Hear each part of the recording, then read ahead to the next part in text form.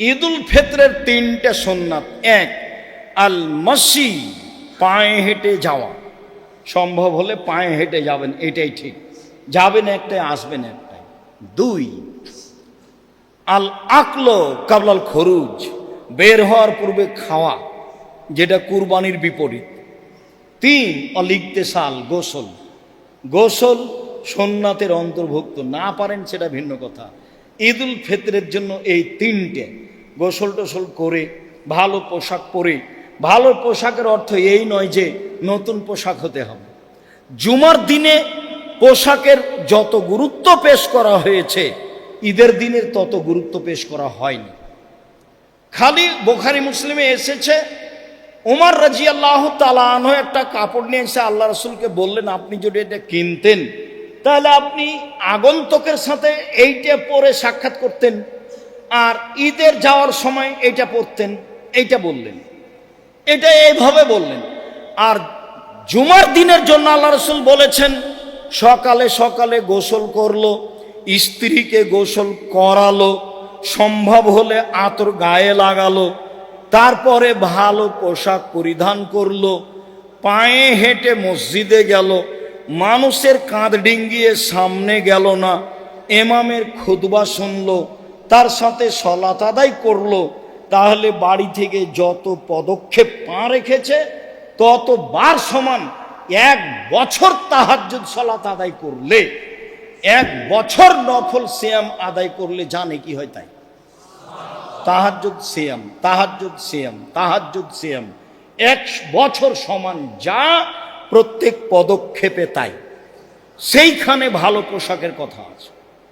আর আপনি যদি এই ঈদে 4-5 সেট কাপড় নেন, তাহলে তো দোকানদারকে সামলাতে হবে, যেখানে কাপড় তৈরি হচ্ছে তাকে সামলাতে হবে, তাহলে কর্মচারীকে সামলাতে হবে। তাহলে সবাই ব্যস্ত, তো আবার রামাজান মূল্যায়ন করবে কে? আপনি যেমন 5 কাপড়ে ব্যস্ত, তা আপনার বউ তেমন 10 কাপড়ে ব্যস্ত, তো দোকানদারও তেমন ব্যস্ত। সবাই মিলে এখন ভাবছে যে 11 মাসে যা ব্যবসা হয়েছে 1 মাসে ব্যবসা করে নাও, তাহলে ইবাদত করবে কে? সবটাই উল্টে গেছে, সবটাই খাওয়া থেকে নিয়ে সব কিছু, সবটাই কমাতে হবে, তাহলে আপনি ইবাদতকে মূল্যায়ন করতে পারবেন। সম্মানিত দিনী ভাই বোন, আলী রাদিয়াল্লাহু তাআলা আনহু ইউকাব্বিরু ইয়াউমা আরাফা বাদাল ফজরে ইলা সালাতিল আসর মিন আখির আইয়াম। কুরবানির ঈদে আলী রাদিয়াল্লাহু তাআলা আনহু আরাফার দিন তাকবীর পাঠ করেন আইয়ামে তাশরিক পর্যন্ত, অর্থাৎ ঈদের 3 দিন পর পর্যন্ত। আবু হুরায়রা রাদিয়াল্লাহু তাআলা আনহু আর আব্দুল্লাহ ইবনে উমর ইয়াখরুজানে ইলা সুকে ফি আইয়ামিল আসরে, কুরবানির 1 থেকে নিয়ে 13 তারিখ পর্যন্ত, 10 তারিখ পর্যন্ত তারা বাজারের দিকে যেতেন। ওয়ায়ুকাব্বিরানে, দুইজনই তাকবীর পাঠ করতেন। ওয়ায়ুকাব্বিরু নাস বে তাকবীরে হেমা, জনগণও তাদের তাকবীরের সাথে তাকবীর পাঠ করত। তাহলে কুরবানির দিন কুরবানিতে তাকবীর হলো একেবারে ঈদুল আজহার 1 তারিখ থেকে নিয়ে 13 তারিখ পর্যন্ত, এক টানা 13 তারিখ আসর সালাত পর্যন্ত। আর ঈদুল ফিতরে তাকবীর হলো বের হওয়া থেকে ঈদের মাঠ পর্যন্ত, সালাত পর্যন্ত। এক হাদিসে বের হওয়া থেকে ঈদের মাঠ পর্যন্ত, আর এক হাদিসে বের হওয়া থেকে নিয়ে সালাত পর্যন্ত। এ হলো তাকবীর। বিষয়গুলি ভালোভাবে মনে থাকে যেন। সব তাকবীরেই হাত উঠাতে হবে সেই কথাটি পরে। এখানে আরেকটি জরুরি কথা, যে কি তাকবীর পড়ব, তাকবীর কি হবে আমাদের। আল্লাহ তাআলা বলছেন, ফাদকুরুল্লাহ ইনদাল মাশারিল হারাম, তোমরা কুরবানির দিন মাশারে হারামে আল্লাহকে ডাকো। যারা হজ করতে যায় তাদেরকে বলছে। মাশারে হারাম আছে মুজদালিফায়, ভিড়ে আপনি খুঁজে পাবেন না, পরের দিন দেখে আসিয়েন, নাহলে আগের দিন দেখে আসেন। লেখা আছে মসজিদ ও মাশারে হারাম, ওখান থেকেই আপনার রাস্তা একটু ব্যাক করে ঘুরে পাথর মারতে যেতে হবে। এইটা আরাফা থেকে আস্তে আস্তে বলতে গেলে একটা শেষ পর্যায়ে, এটা হলো মাশআরে হারাম। এখানে আশেপাশে হাতিকে ঠেকিয়ে দেওয়া হয়েছিল। আল্লাহ এখানে আল্লাহকে ডাকতে বলছেন। আল্লাহ বলছেন ফাদকুরুহু মা হাদাকুম, তোমরা তাকবীর পাঠ করো যেভাবে আল্লাহ তোমাদেরকে শিখিয়ে দিয়েছেন। আল্লাহ তাআলা বলছেন ওয়াদকুরুল্লাহ ফি আইয়ামিম মাদুদাত, এই দিনগুলিতে তোমরা আল্লাহকে ডাকো, জিকির করো। কি দিয়ে ডাকবো, কি দিয়ে জিকির করব? তাতে স্পষ্ট প্রমাণ আছে এইটুকু যে আব্দুল্লাহ ইবনে উমর ইকাব্বিরু, আব্দুল্লাহ ইবনে উমর ফি আইয়ামিত তাশরিক, তাশরিকের দিনগুলিতে বলতেন আল্লাহু আকবার, আল্লাহু আকবার, লা ইলাহা ইল্লাল্লাহ, আল্লাহু আকবার, আল্লাহু আকবার ওয়ালিল্লাহিল হামদ। পরে ও আল্লাহু আকবার, আল্লাহু আকবার, লা ইলাহা ইল্লাল্লাহ, আল্লাহু আকবার, আল্লাহু আকবার ওয়ালিল্লাহিল হামদ। হাদিস সহিহ। এইটুকু বোঝা যায় স্পষ্ট। আল্লাহু আকবার কাবীরা, আলহামদুলিল্লাহ কাসীরা, সুবহানাল্লাহ বুকরাতান ওয়া আসীলা, এইটা আমরা এ যাবৎ প্রমাণ করতে পারি না। এইটা থেকে আপনাকে বিরত থাকতে হবে সারা দুনিয়া বললেও। তাহলে আপনি জিকির কি করবেন? তো জিকির করেন তাহলে, যেহেতু আয়াত দ্বারা প্রমাণ। জিকির কি? সবচেয়ে উত্তম জিকির লা ইলাহা ইল্লাল্লাহ, আফজালুজ জিকিরে লা ইলাহা ইল্লাল্লাহ, সবচেয়ে উত্তম জিকির হচ্ছে লা ইলাহা ইল্লাল্লাহ। বলেন তাহলে কুরবানির 1 তারিখ থেকে ঈদের দিন সকাল থেকে বলেন লা ইলাহা ইল্লাল্লাহ, লা ইলাহা ইল্লাল্লাহ, লা ইলাহা ইল্লাল্লাহ বলেন। সবচেয়ে উত্তম জিকির হচ্ছে সুবহানাল্লাহি ওয়া বিহামদিহি সুবহানাল্লাহিল আযীম, সুবহানাল্লাহি ওয়া বিহামদিহি সুবহানাল্লাহিল আযীম। সবচেয়ে উত্তম জিকির হচ্ছে সুবহানাল্লাহি আলহামদুলিল্লাহি ওয়া লা ইলাহা ইল্লাল্লাহ আল্লাহু আকবার। সবচেয়ে উত্তম জিকির হচ্ছে সুবহানাল্লাহি ওয়া বিহামদিহি, যেটার 100 বারের হিসাব আছে, সুবহানাল্লাহি ওয়া বিহামদিহি। এ হলো জিকির। তাহলে স্পষ্ট জিকির আব্দুল্লাহ ইবনে উমর থেকে এইটা, আল্লাহু আকবার, আল্লাহু আকবার, লা ইলাহা ইল্লাল্লাহ, আল্লাহু আকবার, আল্লাহু আকবার ওয়ালিল্লাহিল হামদ, আল্লাহু আকবার কাবীরা, আলহামদুলিল্লাহ কাসীরা, সুবহানাল্লাহ বুকরাতান ওয়া আসীলা বলা থেকে বিরত থাকবেন। আরো 5 জনকে বলতে নিষেধ করবেন, কেন এটা ইবাদত। আমার আর আপনার ইচ্ছা চলে না। যেহেতু আল্লাহকে আল্লাহ নিজে ডাকতে বলছেন যে এই দিনগুলিতে আল্লাহকে ডাকো, জিকির করো, তাহলে তো উত্তম জিকির আছে লা ইলাহা ইল্লাল্লাহ। বলেন, সেটার প্রমাণ আছে জিকির হিসাবে। সবচেয়ে জিকির যাতে 4টা কালেমা আছে, সুবহানাল্লাহি আলহামদুলিল্লাহ লা ইলাহা ইল্লাল্লাহ আল্লাহু আকবার। এটা হলো আপনার ঢাল, যা থেকে বিপদে বাঁচা যায়। এটা হলো পিছন দিক থেকে ঢাল, যাতে শত্রু পিছন দিকে ধরতে না পারে। এটা হলো স্থায়ী শতামল, সুবহানাল্লাহি আলহামদুলিল্লাহ লা ইলাহা ইল্লাল্লাহ আল্লাহু আকবার। এটার গুণ হলো 3টে। একটা, সামনে থেকে শত্রু আপনাকে ধরতে পারবে না, এটা ঠেকাবে। 2, পিছন দিকে শত্রু আপনার আসতে পারবে না, এ ঠেকাবে, জাহান্নাম থেকে বাঁচাবে। 3, এটা হলো স্থায়ী শতামল। আর ভারী জিকির নেকির পাল্লাই সুবহানাল্লাহি ওয়া বিহামদিহি সুবহানাল্লাহিল আযীম। আর একবারে সাগরের সমান যদি পাপ হয়, ফেনার সমান, সবও মুছে যাবে। সেটা কি? 100 বার সুবহানাল্লাহি ওয়া বিহামদিহি সুবহানাল্লাহি ওয়া বিহামদিহি সুবহানাল্লাহি ওয়া বিহামদিহি সুবহানাল্লাহি জিকির হিসাবে নেন। তাহলে জিকির হিসাবে আমি এইগুলো নিতে পারি। আর সরাসরি আব্দুল্লাহ ইবনে উমর থেকে যা প্রমাণ হলো তা নিতে পারি। সলাতের পরে আপনাদের সাথে বসে সিদ্ধান্ত নিব আমি ঈদের দিন ঈদের সলাত কয়টায় হবে। অনুমান করছি 7:30টায় বা 7:15টায়, গত বছর অনুযায়ী। কথা শেষে আপনাদের সাথে হবে। বলছিলাম, সম্মানিত দিনী ভাই বোন, রামাজানকে মূল্যায়ন করার 1 নম্বর পথ সিয়াম থাকা। রামাজানকে মূল্যায়ন করার 2 নম্বর পথ দান করা। এইটা ইবাদত, এবং পৃথিবীতে সবচেয়ে শক্তিশালী ইবাদত। কম হোক বেশি হোক, যার যা সম্ভব। ভালো জায়গাতে দান করিয়েন, দান যেন আবার পাপের কারণ না হয়। এইটা হলো রমজান মাসের দ্বিতীয় গুরুত্বপূর্ণ কাজ। আল্লাহর নবী রমজান মাসে পূর্ব দিকের বাতাসের চেয়ে বেশি দানশীল ছিলেন। কেমন কি? এটা আপনার কি দিয়ে বুঝাবো? পূর্ব দিকের বাতাসের চেয়ে বেশি দানশীল ছিলেন, মানে খুব বেশি দান করতেন রমজান মাসে। 3 হলো জিকির, কোরআন তেলাওয়াত। 4 হলো জিকির, আর 5 হলো ইস্তেগফার। ইস্তেগফার কি? আস্তাগফিরুল্লাহ ওয়া আতুবু ইলাইহি, আস্তাগফিরুল্লাহ আল্লাযী লা ইলাহা ইল্লা হুয়াল হাইয়ুল কাইয়ুম ওয়া তুবু ইলাইহি রব্বিগফিরলি ওয়া তুব আলাইহি ইন্নাকা আনতাত তাওয়াবুল গফুর। আর না হলে আল্লাহুম্মা আনতা রাব্বি লা ইলাহা ইল্লা আনতা খালাকতানি সাইয়্যিদুল ইস্তিগফার। এ হলো ইস্তিগফার। আগেরগুলো হলো জিকির, তার আগে হলো কোরআন তেলাওয়াত, তার আগে হলো দান, তার আগে হলো সিয়াম। রমজান মাসে 1 সিয়াম, 2 দান, 3 কোরআন তেলাওয়াত, 4 জিকির। এর সকাল, সেদিন ছিল 21শে রমজানের সকাল। আমরাও বলছিলাম এবছরের ধারণায় 21শে রমজানই মনে হয় লাইলাতুল কাদর গেছে বলে অনুমান করা যায়। লাইলাতুল কাদরের পরিচয় আব্দুল্লাহ ইবনে আব্বাস রাদিয়াল্লাহু তাআলা আনহু বলেন, রাসূল সাল্লাল্লাহু আলাইহি সাল্লাম বলেছেন, লাইলাতুল কাদরে লাইলাতুন সামহাতুন বালজাতুন তালকা। লাইলাতুল কাদর কদরের রাত, স্বচ্ছ, পরিষ্কার, শান্তিপূর্ণ।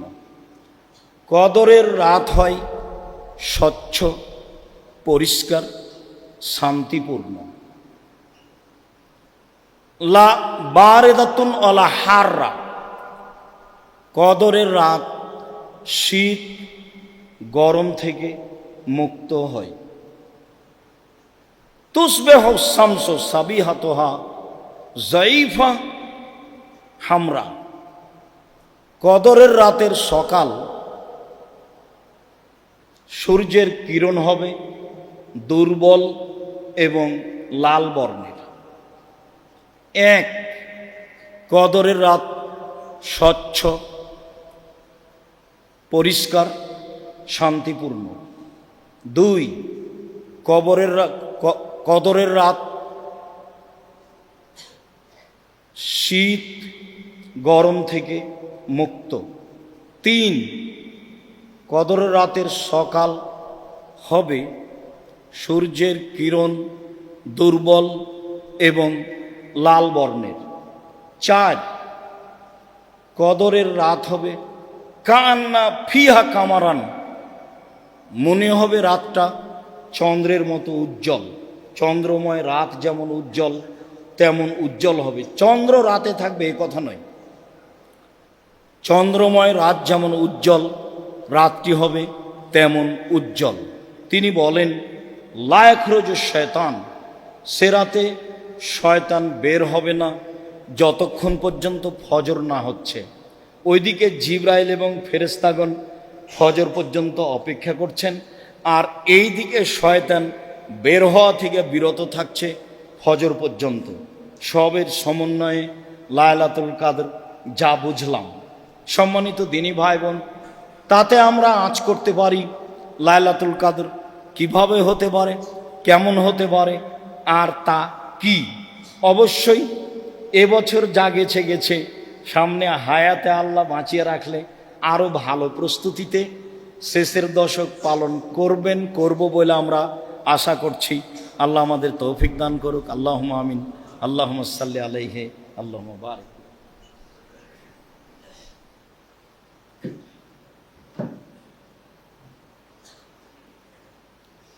আলহামদুলিল্লাহ ওয়াহদা ওয়াসসালাতু ওয়াসসালামু আলা মান লা নাবিয়্যা বা'দা।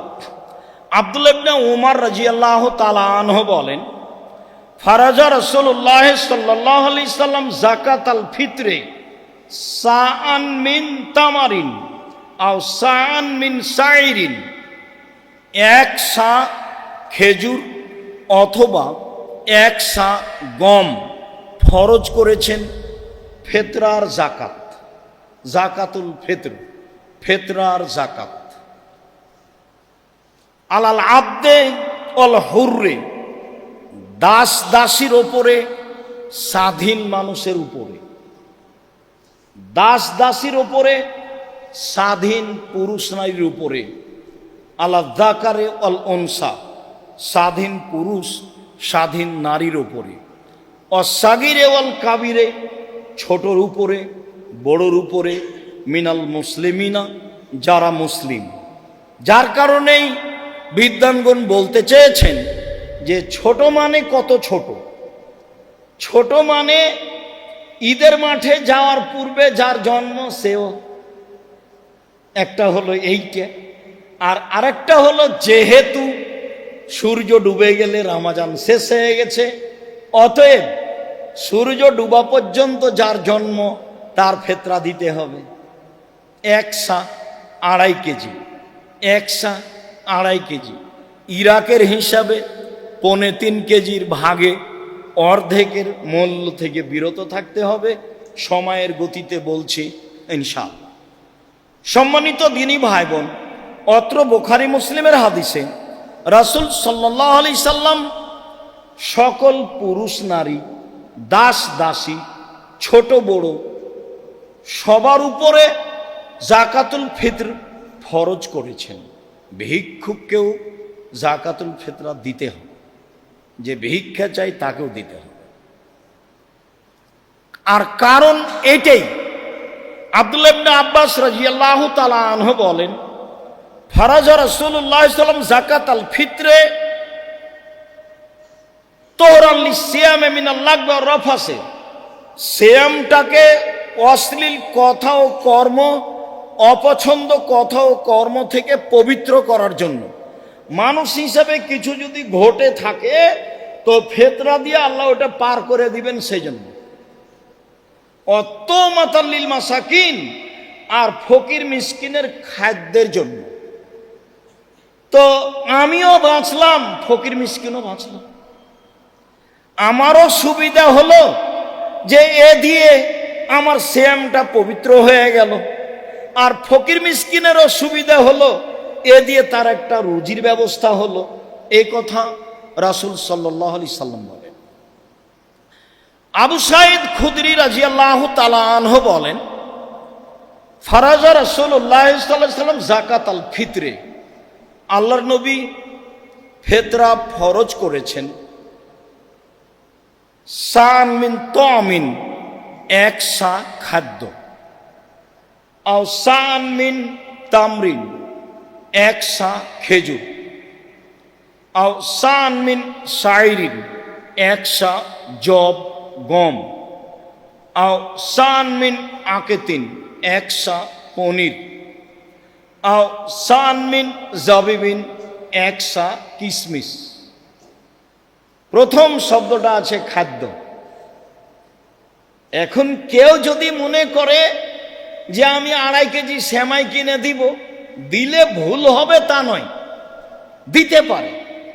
তো সমাজের ফকির মিসকিনের যেটাতে উপকার হবে সেটাই দিবে, এটাই মূলত ভালো। তবে যেহেতু খাদ্যের কথা এসেছে, কাজেই ও যা খায় সেটাই দিবে, এটাই ঠিক। যেহেতু খাদ্যের কথা এসেছে, কাজে এখানে নতুনভাবে যেন টাকা না ঢুকতে পারে। চলেন, টাকা যে চলবে না কিয়ামত পর্যন্ত তার জাজল্য প্রমাণ। আবু সাঈদ খুদরি এই পর্যন্ত বলার পরে বলেন, ফালাম নাজাল নুখরিজু, এইভাবে ফিতরা দিয়ে আসি, দীর্ঘদিন থেকে দিয়ে আসছি, রাসূলের যুগ থেকে 1 সা করে এগুলো দিয়ে আসছি। ফাকাদেমা মুআবিয়াত মিনাস শাম হাজ্জানা মুতামিরান, একদা সিরিয়া থেকে মুআবিয়া আসলো হজের উদ্দেশ্যে অথবা উমরার উদ্দেশ্যে। তখন মুআবিয়া সিরিয়ার দায়িত্বশীল, অর্ধ পৃথিবীর খলিফা, কুশাগর বুদ্ধিজীবী রাজনীতিবিদ ওমর বুঝছিলেন মুআবিয়ার বুদ্ধির অভাব নেই, মুআবিয়ার নেতৃত্ব দেওয়ার অভাব নেই। মুআবিয়া সুযোগ্য, সুদক্ষ, সুপণ্ডিত এবং চৌকুশ নেতা। কাজেই তাকে একটা বিশাল ভূখণ্ডের মালিক না করলে আসলেই তাকে পরিস্থিতি অনুযায়ী ঠেকিয়ে রাখা কঠিন। সুচিন্তিত মানুষ, বিশাল এলাকার তাকে মালিক করে রাখলেন, তা হলো সিরিয়া। একদা সিরিয়া থেকে আসলেন মুআবিয়া, ফাকাল্লামা নাস আলাল মিম্বারে, এসে তিনি মিম্বারের উপরে উঠে মানুষের সামনে বক্তব্য দিলেন। ফাকানা ফিমা কানা নাসা, সেদিন তিনি বক্তব্যে যা বলেছিলেন তাতে তিনি বলেছিলেন যে ইন্নি আরা, আমি মনে করি, তিনি বলছেন ইন্নি আরা, আমি মনে করি যে আন্না মুদ্দাইনামিন সামারাই শাম, সিরিয়ার 2 মুদ অর্ধ সা গম, তা দিল শাম মিন তামারিন, মদিনার 1 সা খেজুরের সমান। আমি মনে করি এই কথা মুআবিয়া রাদিয়াল্লাহু তাআলা মিম্বারের উপরে ঘোষণা দিলেন। যেহেতু সিরিয়ার গমের দাম বেশি আর মদিনার খেজুরের দাম কম, তাহলে দাম অনুপাতে করলেন, এই কথাটা আবার মনে রাখতে হবে শেষে গিয়ে। আমি মনে করি ইন্নি আরা, আমি মনে করি যে সিরিয়ার 2 মুদ অর্ধ সা গম মদিনার 1 সা খেজুরের সমান। ফা খাজা না সবে জালেকা, মানুষ তখন বলল আচ্ছা ঠিক আছে, খুব ভালো কথা, তাহলে আমরা গম দিলে অর্ধেক দিব, অর্ধ সা দিব। মানুষ এটা গ্রহণ করে নিল। ফাম্মা আনা, এবার আমি আবু সাইদ খুদরি বলছি, তবে আমি ফালা আজালা উখরেজুহু কামা কুনতু আখরাজুহু ফি আহাদি নবী সাল্লাল্লাহু আলাইহি ওয়াসাল্লাম আবাদান, আমি রাসূলের যুগে 1 সা বের করতাম, সর্বদা বের করব, মা ইস্ত, যতদিন বেঁচে থাকবো। তবে আমি, মানুষ তো মুআবিয়া রাদিয়াল্লাহু তাআলার এই রায় সিদ্ধান্তকে গ্রহণ করে নিল, যেটা তিনি বললেন আমি মনে করি, তো মানুষ গ্রহণ করে নিল। মানুষ তো করেই, ভারত বাংলাদেশ পাকিস্তানের শতকরা 95 জন মানুষ করেছে, করছে। এখন আপনি দেখছেন আপনার পাশে, হয়তো বা আপনিও তার মধ্যে একজন। তো মুআবিয়া রাদিয়াল্লাহু তাআলা বলছেন যে যতদিন আমি হায়াতে বেঁচে থাকবো 1 সা দিব। কাল রাজুলুন মিনাল কওমি, একটা লোক পাশ থেকে বলল, কেন মুদ্দানে মিন কামহিন, অর্ধ সা গম দিলে হবে না? তখন তিনি বলছেন লা কিমাত মুআবিয়া, আরে এইটা তো মুআবিয়ার মূল্য হিসাব, লাখ ভালো হওয়া আমল বেহা, না আমি কখনো মানব না আমি কখনো আমল করব। আমি মুআবিয়ার এই মূল্য হিসাব কখনো কবুল করব না, আমি মুআবিয়ার এই মূল্য হিসাব সিদ্ধান্ত রায়কে কখনো মানব না। হাদিস তো সহি, আপনি কি করবেন? কে আপনাকে বলল? সারা পৃথিবীর মানুষ মেনে নিলে আপনি মেনে নেবেন? সারা দুনিয়াতে মাত্র ইব্রাহিম আলাইহিস সালাম আর তার স্ত্রী ভালো মানুষ ছিলেন, আর কেউ ছিল না। তাহলে এখন ইব্রাহিম আলাইহিস সালাম উল্টে যাবেন? সারা দুনিয়ার মানুষ যদি এখন করোনায় 3 ফুট পর পর দাঁড়ায়, আপনিও দাঁড়াবেন? হুজুরি যে আগে বক্তব্য কত শক্ত, কাবা ঘরে 3 ফুট আছে, কাবা ঘরের চেয়ে আরো যদি কোনো জায়গা ভিন্ন থাকতো সেখানে 3 ফুট থাকলে হবে না? 3 ফুট পর পর দাঁড়ানোর সিদ্ধান্ত পেশ করতে হলে আবার কাকে আসতে হবে? মুহাম্মদ সাল্লাল্লাহু আলাইহি সাল্লামকে। যেহেতু মুহাম্মদ সাল্লাল্লাহু আলাইহি সাল্লাম কিয়ামত পর্যন্ত আসবেন না, কাজে ইবাদতের নিয়ম কিয়ামত পর্যন্ত কোনোদিন পরিবর্তন হবে না। আপনি পালন করতে পারেন না, মসজিদে আসেন না সমস্যার কারণে। আরে যারা এটা বলেছে তারাই তো করোনা দেয়নি, একদিনও টিকা দেয়নি। ও তো তারা টিকা বিক্রি করার জন্য এগুলো করেছে, সেটা তো আপনারাও জানেন। সবাই কেন বুঝে না? অবাক কথা, ইবাদতের জায়গায় তো মসজিদ। বিপদে পড়লে তো আল্লাহ রাসূল দৌড়িয়ে মসজিদে গেলেন। চন্দ্র সূর্য গ্রহণ লেগে গেছে, চলো মসজিদে দোয়া করো, দান খায়রাত করো। আরে বাঁচো বিপদ থেকে, দোয়া করে মসজিদে চলো। আর এখন বলছে মসজিদে নিষেধ, কেমন উল্টা বুদ্ধি। আর নগদ হুজুর বলছে যা ঠিক আছে। এটা হয়? হুজুর কেন বলবে? কেন হুজুর বলবে? সভাপতি সেক্রেটারি বলতে পারে। রুজি সভাপতি সেক্রেটারির কাছে আছে, এই বুঝটা আপনার ভুল। রুজি আল্লাহ রেখেছেন পৃথিবী সৃষ্টির 50,000 বছর পূর্বে।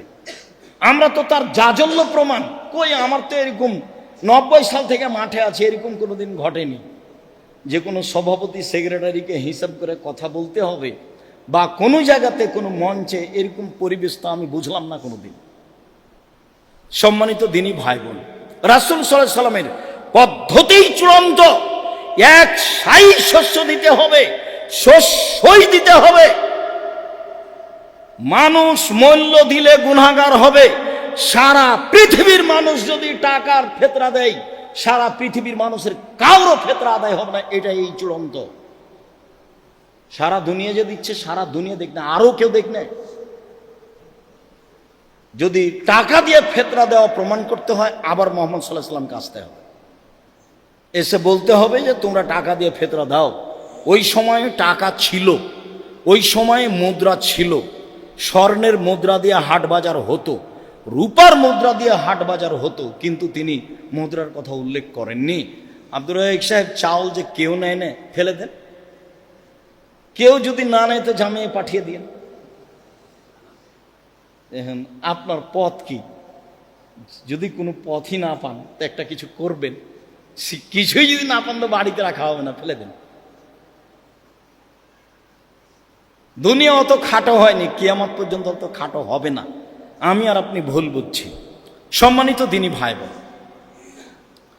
ফেতরা সম্পর্কে আমরা একটা চূড়ান্ত পর্যায়ে গিয়ে বলতে চাচ্ছি যে ফেতরা শস্য দিয়েই দিতে হবে, খাদ্যমূলক গুরুত্বপূর্ণ জিনিস দিতে হবে, তা চাউল হয় উত্তম হবে, পরিমাণ 2.5 কেজি, 3.25 সের।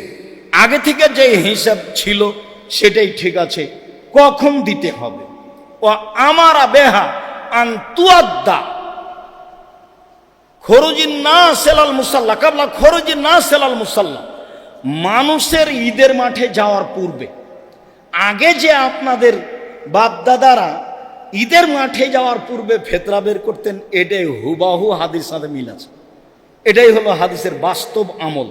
তবে সহিহ হাদিস আসার থেকে পাওয়া যায়, আব্দুল্লাহ ইবনে উমর থেকে, যে একদিন বা 2 দিন আগে ফেতরা বের করা যায়।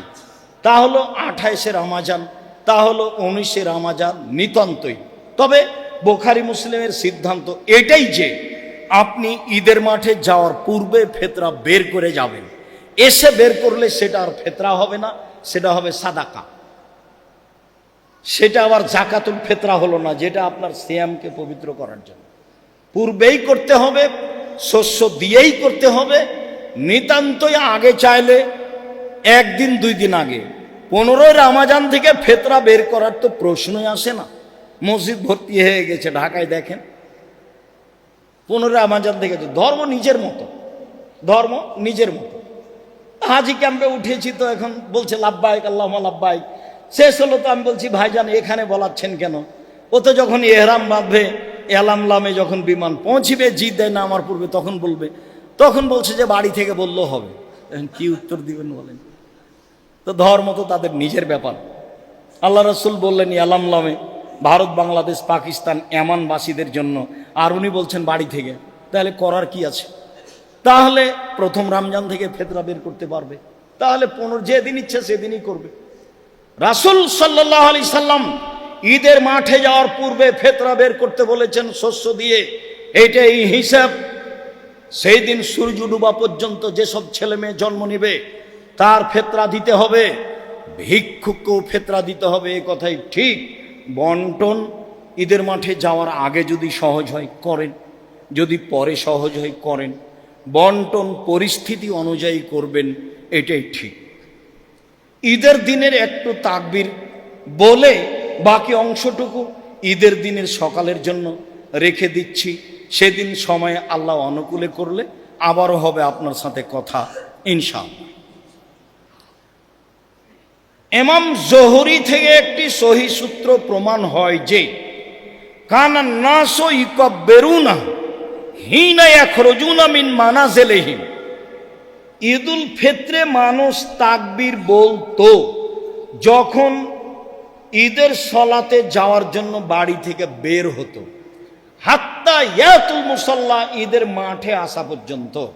অফি রিওয়ায়াতিন হাত্তা ইখরাজাল ইমাম, ইমাম বের হওয়া পর্যন্ত। ফায়জা খারাজা সাকাতু, যখন ইমাম তার সলাতের জায়গায় চলে যেতেন তখন মুসাল্লিরা তাকবীর বলা থেকে বিরত হয়ে যেত।